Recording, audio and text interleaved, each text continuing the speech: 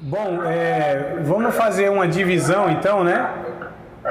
Se quiser fechar o áudio aí, tá? Eu acho que os irmãos estão com o áudio aberto, deve estar algum barulho no fundo aí.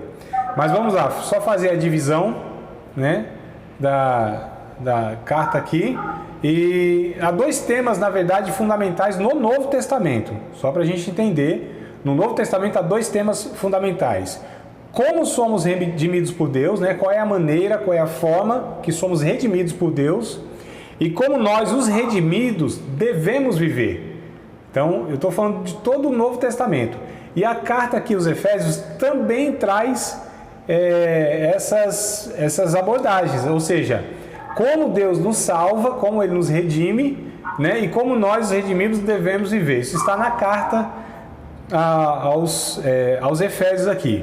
O capítulo 1 ao 3 vai tratar disso. Então, como que Deus nos redime, como que Deus nos salva, tá? Então, duas divisões nós vamos fazer aqui da carta aos Efésios. Mãe Lenúcia, dá uma fechada no áudio aí, eu acho que é a irmã que deve estar com algum ruído no fundo aí. Se puder fechar o áudio, ajuda a gente aqui. Deixa eu ver, eu acho que pelo menos eu acho que é Mãe Lenúcia. Dá uma fechadinha, minha amada, no áudio. Enquanto isso eu tomo um gole aqui e a garganta está secando. Obrigado, irmã, isso, ficou perfeito agora. Mas se quiser falar, pode abrir o áudio e fale, viu? Pergunte aí. Não fique no silêncio dos inocentes, não. Então vamos lá, ó. Entenderam, né? Então o Novo Testamento vai trazer duas abordagens muito, mas muito importantes. Como que Deus salva, redime as pessoas. E como que esses redimidos devem viver. Então o Novo Testamento, ele traz aí, né, esses dois pontos. Na carta aos Efésios também isso é trazido aqui por Paulo. Ou seja, primeiro capítulo 1 ao 3, Paulo vai falar como que Deus nos redime, como que Deus nos salva. Do capítulo 4 ao capítulo 6, Paulo vai falar então para esses redimidos como que Deus quer que a gente viva, né? Ou eles vivam, né? É que a gente sempre também faz esse link para a nossa vida, mas só para entender aqui, tá bom? Então, o capítulo 1, por exemplo, ó, vamos abrir, que eu acho muito interessante aqui, o capítulo 1. Fala sobre a nossa salvação, em que o Pai nos elege, né? Isso está do verso 3 ao verso 6. E eu quero ler com vocês aqui para a gente ir percebendo isso, tá? Na leitura aqui isso é percebido. Então, o capítulo 1 fala sobre a nossa salvação, que o Pai elege, predestina e adota. Ó, do verso 3 ao verso 6. Bendito o Deus e Pai de nosso Senhor Jesus Cristo, o qual nos abençoou com todas as bênçãos espirituais nos lugares celestiais em Cristo, como também nos elegeu nele antes da fundação do mundo, para que fôssemos santos e irrepreensíveis diante dele em caridade, e nos predestinou para filhos de adoção por Jesus Cristo, para si mesmo, segundo o consentimento da sua vontade. Se tiver beneplácito aí, pode trocar essa palavra beneplácito, que ela é difícil, é feia demais. Pode colocar aprovação ou consentimento, tá bom? Para si mesmo, segundo o consentimento de sua vontade. Verso 6. Para louvor e glória da sua graça, pela qual nos fez agradáveis a si no amado. Então, do verso 3 ao verso 6 do capítulo 1, Paulo vai falar que o Pai nos elege, nos predestina e adota como filhos. Olha que coisa interessante. Do verso de número 7 ao 12, Paulo vai falar que o Filho nos redime pelo seu sangue. Olha só.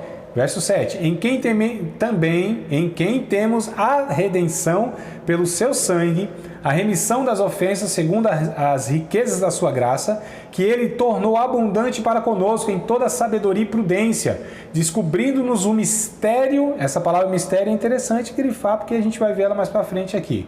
Descobrindo-nos o mistério da sua vontade, segundo o seu beneplácito, de novo essa palavra, ó, seu consentimento, que propuser em si mesmo, de tornar a congregar em Cristo todas as coisas, na dispensação da plenitude dos tempos, tanto as que estão nos céus como as que estão na terra.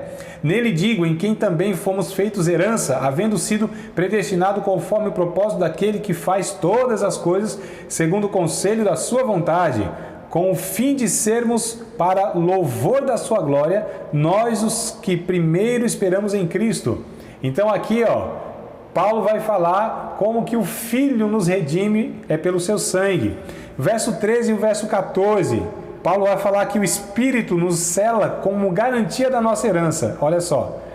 Verso 13, em quem também vós estáis, depois que ouvistes a palavra da verdade, o evangelho da vossa salvação, e tendo nele também crido, fostes selados com o Espírito Santo da promessa, o qual é o penhor da nossa herança para a redenção da possessão de Deus, para louvor da sua glória. Não sei se vocês perceberam, o verso 6 está escrito para louvor da sua glória em relação ao Pai.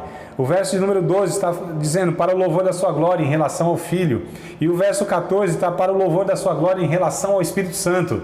Olha Paulo trazendo aqui, irmãos, a Trindade, o ensino, a doutrina da Trindade. Está vendo que coisa profunda? Né? Então só aqui, ó, nesse primeiro capítulo, sem querermos, sem estudarmos diretamente, mas a gente já descobre aqui o conceito de Trindade, né? Ou seja, Deus o Pai, Deus o Filho e Deus o Espírito Santo. Essas três pessoas que compõem Deus, né? Três pessoas da divindade. Então, lógico que é uma coisa muito profunda, complexa, não dá nem para eu arranhar aqui. É só para a gente chamar a atenção aqui de como essa carta aos Efésios aqui é importantíssima também por conta disso, né? Então, capítulo 1, Paulo fala sobre essa questão da salvação, tá? O Pai nos elegendo, nos predestinando e nos adotando, o Filho nos resgatando, nos comprando pelo seu sangue e o Espírito Santo nos selando como promessa da redenção, da herança, né? Então, capítulo 2, Paulo ressalta aqui na redenção, pela graça, mediante a fé, Deus nos reconcilia consigo mesmo. Então, olha só a doutrina da graça, outra doutrina assim essencial para a fé evangélica, tá? Então, capítulo 2, ele vai trazendo para nós, né, como que Deus, por meio pela graça, por meio da fé, nos reconcilia consigo mesmo. Então, do capítulo 2, verso 1 até o 10, estou fazendo a divisão até o 10 aqui, que Paulo traz essa questão, né? Que Deus nos salva pela graça. Então a salvação é pela graça, por meio da fé. Dessa maneira que Deus então nos reconcilia com Ele mesmo, consigo mesmo, né? É pela graça. É interessante o verso 11 até o 15, né? Porque Paulo vai dizer que não só nós, não só os judeus, não só os efésios inclusive, mas outros também, tantos quantos, né, são admitidos, são incluídos na família da fé. Vamos ler aqui, ó, do verso 11 ao 15. Portanto, lembrai-vos de que vós no outro tempo erais gentios na carne, chamados incircuncisos pelos que na carne se chamam circuncisão, feita pela mão dos homens, ou seja, Paulo vai dizendo, vocês pelos judeus eram chamados de incircuncisos, né? Verso 12, que naquele tempo estavam sem Cristo, separados da comunidade de Israel, estranhos aos concertos da promessa, não tendo esperança e sem Deus no mundo, mas agora em Cristo Jesus, vós que estáveis longe, já pelo sangue de Cristo, chegastes perto, porque Ele é a nossa paz, o qual de ambos os povos, né, judeus e gentios, fez e derribando a parede de separação que estava no meio, na sua carne desfez a inimizade, isto é, a lei dos mandamentos que consistia em ordenanças para criar em si mesmo, ou seja, em Cristo, né, dos dois, judeus e gentio, um novo homem, fazendo a paz. Então olha o que Paulo vai dizendo, né? O Evangelho, Jesus, ele unifica todos os povos. Nele, todos são salvos da mesma maneira, pela mesma graça, por meio da fé no Evangelho. Então olha que coisa interessante, né? Não há méritos nenhum, é a pura graça, é a bondade de Deus, é o consentimento de Deus, é a bondade de Deus de incluir todos aqueles que não estavam na promessa inicial do Antigo Testamento, né, que os judeus receberam, ser inclusos, né, na família da fé. Eles estavam sem Cristo, sem Deus no mundo, separados da comunidade, estranhos ao concerto, mas agora eles são filhos de Deus, né? Igualmente, são agora da família de Deus, não tem mais separação nenhuma. Todos eles em Cristo foram feitos filhos. Que coisa boa, né, irmãos? Que mensagem! É por isso que Paulo estava grato demais. Essa é uma mensagem. Eu escrevi um pequeno, um trechozinho, um textozinho desse tamanho assim, ó, Coisa simples assim, uma olhada assim distraído já consegue ler. Negócio desse tamanho, agora, uma hora atrás, umas 2 horas atrás aí, sobre essa questão de divisões, né, de fragmentações que nós temos na humanidade, nas religiões, na sociedade. A gente tem essas questões de grupos, né? E aqui a gente entende que Cristo, ele converge em si todas as coisas. Nele estão sendo redimidas todas as coisas. O nosso ponto de encontro é Cristo, né, irmãos? Nosso ponto de contato é Cristo. O vínculo que nós temos, o que nos une num propósito, num sentido de vida, é o nosso Senhor Jesus Cristo. O que nos faz chamar uns aos outros de irmãos é por causa de Cristo, né? Nós adoramos ao mesmo Senhor. É o que Paulo vai falar depois no capítulo 4, a gente vai ver: um único Senhor, uma única fé, um único batismo, um único Pai de todos e por todos e em todos.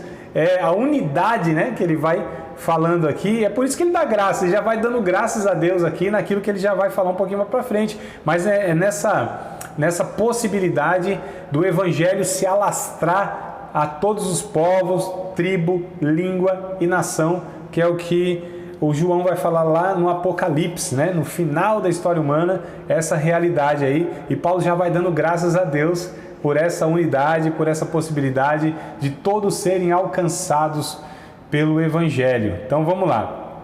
E em Cristo, né, ele nos une em um só corpo, que é a igreja. E a gente vê no verso 16, capítulo 2, tá? Então ele vai falar que em Cristo nós somos unidos e em um único corpo, né? Verso 16, ó: e pela cruz reconciliamos com Deus em um corpo, matando com ela as inimizades. Então, irmãos, assassina da divisão, né? Matadora de toda e qualquer divisão deve ser a igreja, né? A igreja deve ser assim uma homicida das divisões. Olha que coisa interessante. Então, em um corpo, matando com elas inimizades, é assassina da inimizade. A igreja, ela é promotora da amizade, é promotora da união, é promotora do vínculo, da perfeição, que é o amor, né? É o que a gente vê aqui, o propósito do Evangelho. E parece que a gente está falando bastante nisso. Verso 17: vindo ele, Jesus, evangelizou a paz, vós que estáveis longe e aos que estavam perto, porque por ele ambos temos acesso ao Pai em um mesmo Espírito. Olha que coisa interessante aqui que ele vai pontuando, né? Então, todos têm o mesmo acesso a Deus, todos, sem exceção, pelo mesmo Espírito. Verso 19: assim que já não sois estrangeiros, nem forasteiros, mas concidadãos dos santos e da família de Deus, edificados sobre o fundamento dos apóstolos e dos profetas, de que Jesus Cristo é a principal pedra da esquina, no qual todo edifício bem ajustado cresce para templo santo no Senhor. Então aqui está a igreja de Cristo, né? A igreja de Deus, que é formada pelos povos. Verso 22: no qual também vós juntamente sois edificados para a morada de Deus no Espírito, irmãos. Olha que coisa linda o que Paulo vem trazendo aqui. E aí o capítulo 3 é interessante, que o capítulo 3, ele começa assim, ó: por esta causa, que causa? Por isso que a gente está lendo, né? Por isso que nós lemos aqui. Pelo fato de os judeus e os gentios ser o único povo, dos pagãos terem o mesmo direito em Cristo Jesus, de ter acesso ao Pai pelo Espírito, de não haver mais barreira nenhuma de inimizade, por todos agora serem da família de Deus. Então, por esta causa, eu, Paulo, sou prisioneiro de Jesus Cristo, por vós, os gentios, se é que tendes ouvido a dispensação da graça de Deus que para convosco me foi dada.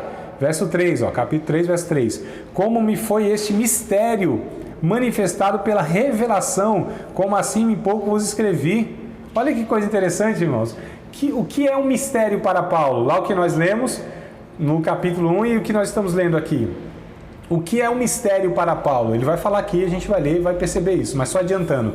O mistério que Paulo se refere é justamente essa questão de que todos os povos fariam parte da família de Deus.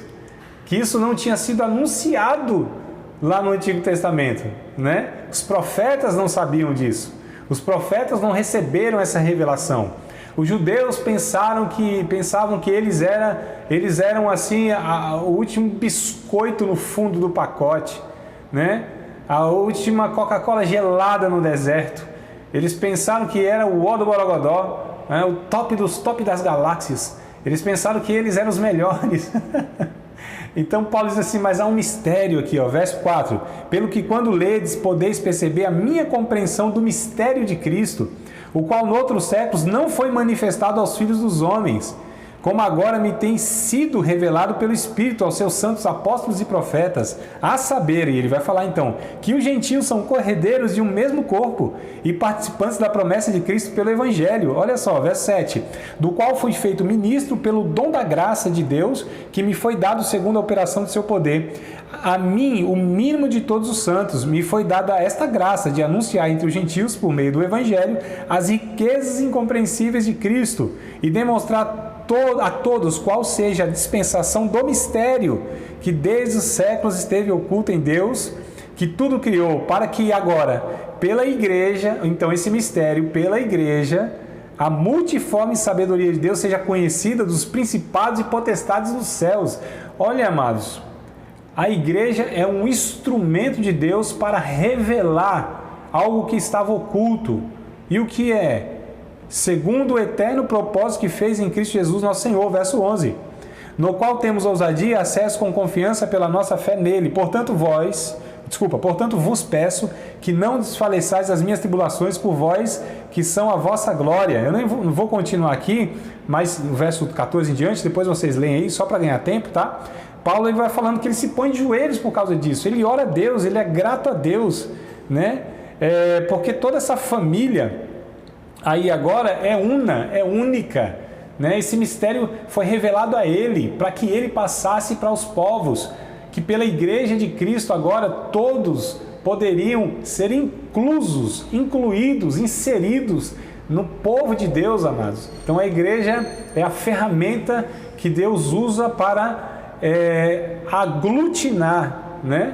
A gente está falando que não pode aglomeração, né? Mas essa santa aglomeração, olha só, irmãos, que é reunir todos os povos, todas as nações em um único povo, que é o povo de Deus, a família de Deus, o corpo de Cristo. É por isso que nós podemos ir para o Japão, lá está os nossos irmãos, lá na Rússia está os nossos irmãos, na África está os nossos irmãos, se a gente for na Sibéria, lá está os nossos irmãos, se for em Guiné-Bissau, está os nossos irmãos, né? Se a gente for lá em Lisboa, está os nossos irmãos, se a gente for em Nova Papua Guiné, está os nossos irmãos, se for no Alasca, está os nossos irmãos, se for no Nordeste, está os nossos irmãos. Onde nós formos, a família de Deus, ela é única. Então Paulo vai dar graças a Deus, vai se debruçar diante de Deus por Cristo Jesus e dar graças por este fato. Então, o capítulo 3, Paulo vai falando como que Deus vai redimindo,